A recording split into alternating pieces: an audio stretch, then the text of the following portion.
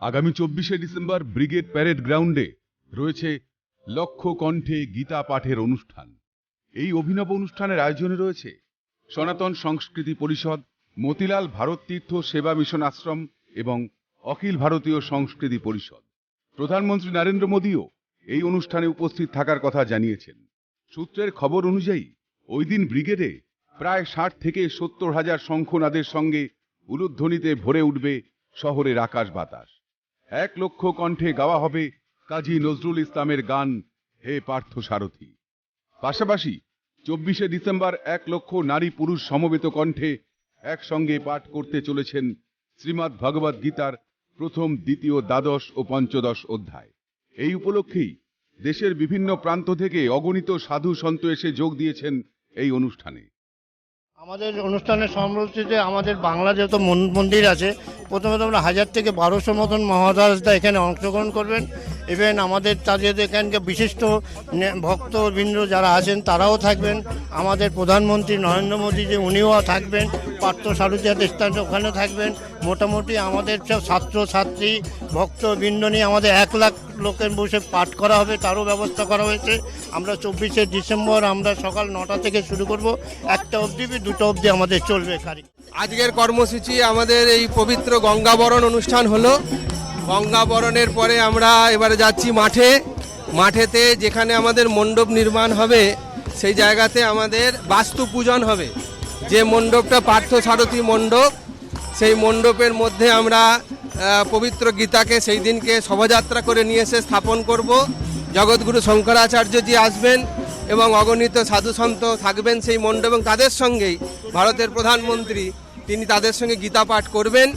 সেই মণ্ডপের যে নির্মাণ, তার জন্য আমরা শাস্ত্র মতে আজকে বাস্তু পূজন করব। ব্রিগেডে এই অনুষ্ঠানের শুভ সূচনা হয় শনিবার গঙ্গা আহ্বানের মধ্যে দিয়ে। গঙ্গা আহ্বান, গঙ্গার মাধ্যমে পরম পুরুষোত্তম ভগবান শ্রীকৃষ্ণকে জানানো এবং শুদ্ধির প্রধান উপকরণ গঙ্গা। তাই আমরা গঙ্গাকেও আমন্ত্রণ জানালাম সেদিনের অনুষ্ঠানে থাকার জন্য। আমরা তো সমস্ত শুভ কাজে গঙ্গাকে আহ্বান জানাই। সেটাই, সেই কারণেই এটাই, সেই চিরাচরিত সনাতনী পন্থা ও ঐতিহ্যকে আমরা স্মরণ এবং অনুসরণ করলাম। পাশাপাশি এদিন শুদ্ধিকরণের জন্য গঙ্গা বক্ষ থেকে মাথায় করে জল নিয়ে ব্রিগেডে পৌঁছন সাধুরা। শুদ্ধিকরণের প্রয়োজনীয়তা জীবনের সর্বক্ষেত্রে রয়েছে বলেই মনে করেন তারা। আপনি যদি আপনার বেসিক নিডসগুলো দেখেন, খাওয়ার আগে শুদ্ধিকরণ করার জন্য আপনাদেরকে ধরতির মায়ের উপরে একটু জল ছিটকাতে হয়। তারপরে আমরা খাবার প্রসাদটাকে, যেমন আমরা মন্ত্র বলি ভোজন মন্ত্রে, ব্রহ্মার্পণম ব্রহ্মহবির ব্রহ্মাগ্নো ব্রহ্মণাহুতম ব্রহ্মৈব তেন গন্তব্যম ব্রহ্ম কর্ম সমাধিনঃ।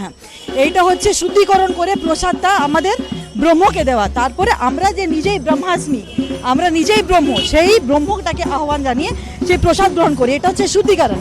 এইটা আমাদের শাস্ত্রের মধ্যে আছে, কিন্তু গীতা পাঠের মূল এটা আছে, এটা বলাটা উচিত হবে না, কারণ এটা আমাদের পুরো সংস্কারের মধ্যে আছে, সনাতন ধর্মের মাধ্যমে আছে।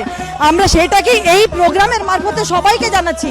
প্রত্যেকটা জিনিসে আচার আচরণ ব্যবহার সবকিছু শুদ্ধিকরণ হলে মানুষের জীবনটা আরো সুন্দর হতে পারে। শনিবার ব্রিগেডের খুঁটি পুজোর অনুষ্ঠানে উপস্থিত ছিলেন বিজেপির মুখপাত্র শঙ্কুদেব পণ্ডা। অনুষ্ঠানের দিনেই রাজ্যে টেট পরীক্ষার দিন নির্ধারণ হওয়ার বিষয়ে তার বক্তব্য, এসব টেট ফেট দেখিয়ে কোনো লাভ নেই। রাজ্যে টেট তো হয়, কিন্তু চাকরি হয় না। আর তাই বেস্ট অফ লাক জানিয়ে পরীক্ষার্থীদের সকাল সকাল বেরোনোর উপদেশ দিলেন বিজেপি মুখপাত্র শঙ্কুদেব পণ্ডা। এ রাজ্যে টেট হয় কিন্তু পরীক্ষা হয় না, আর এটা টেট হবে মানে টেট পরীক্ষা হয় কিন্তু চাকরি হয় না। এখানে আর একটা টেট পরীক্ষা হবে, চাকরি হবে না। ফলে এখানে এইসব টেট ফেট দেখিয়ে কোনো লাভ নেই। যারা পরীক্ষা দিতে যাবেন বেস্ট অফ লাক, সকাল সকাল বেরোবেন যাবেন, কিন্তু এ সরকারের উচিত ছিল ডেটটা চেঞ্জ করার, করবে না, এটা রাজনীতি করবে। মানুষ বুঝুন যে কারা কার বিরোধী, মানুষের কাছে বার্তা স্পষ্ট যাচ্ছে। কণ্ঠে গীতা পাঠ, তার আগে শুদ্ধিকরণ, এই সমস্ত কাজ এই মুহূর্তে বাজা কদমতলা ঘাট থেকে জল তুলে এই সাধুরা যাচ্ছেন, মহারাজরা যাচ্ছেন। শুদ্ধিকরণ হবে ব্রিগেড প্যারেড গ্রাউন্ড, এবং ব্রিগেড প্যারেড গ্রাউন্ডে আজকের এই শুদ্ধিকরণের পর বাঁশ পোতা, খুঁটি পোতা শুরু হবে কাজ, এবং 24 তারিখ সেই লক্ষ কণ্ঠে গীতা পাঠ দেখবে পুরো ভারতবাসী। ক্যামেরায় সায়ন চক্রবর্তীর সাথে অভিরূপা হাজরা, ক্যালকাটা নিউজ।